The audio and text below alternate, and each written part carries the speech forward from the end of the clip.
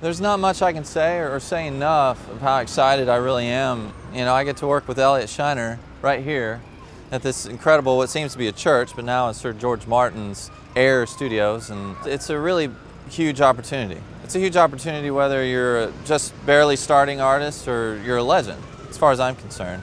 So I can't wait to make some music in that place right there.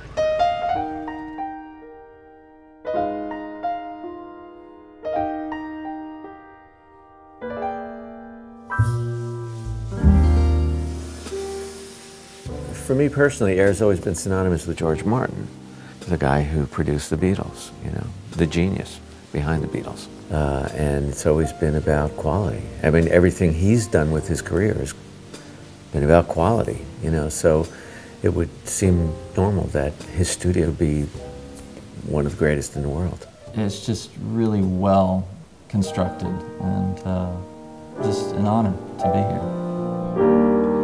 You say you can't find a heart strong enough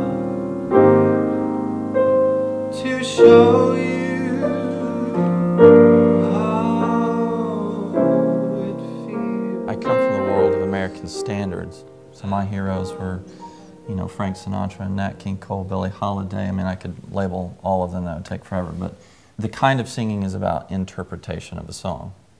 And at the same time, the kind of music and production that we look for is much more melodic than, say, what's probably more popular today. So when I write, you know, and I have some brilliant collaborators when I write, we look at melody, we look at sort of the old school style of writing, but what we're trying to do is create, essentially, brand new standards. That's the goal, and for me, that's the ultimate challenge. That style of music is timeless. You know, it's not that flavor of the month kind of deal. So, I mean, I think there should be more of this. I don't think that this kind of music ended with the death of Sinatra or, you know, the death of Billie Holiday or any of these older singers, you know. There's no reason for it not to be able to carry on and adding a new dimension to it.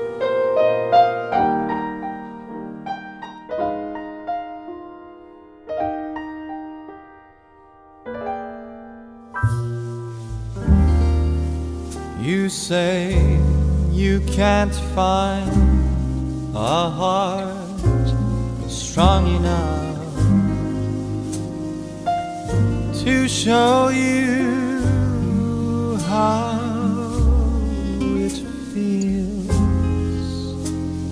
or one that wants to fall in love. I know a heart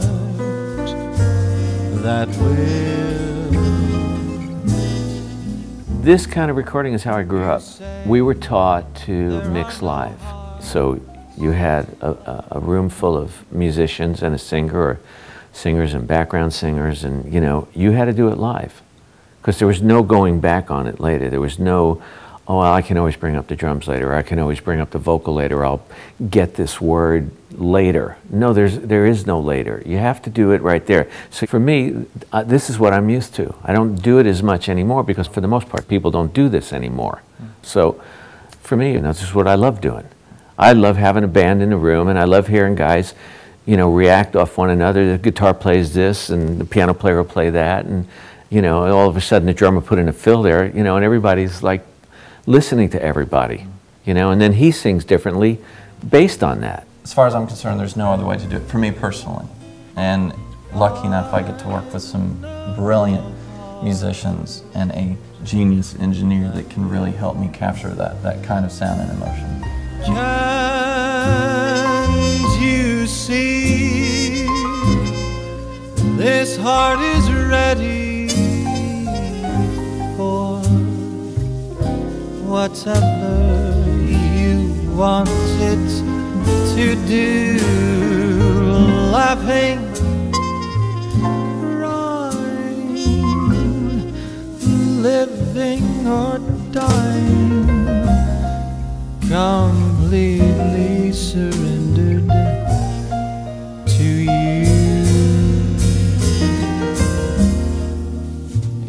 say that no heart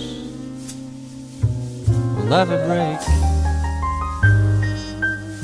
hoping for something real,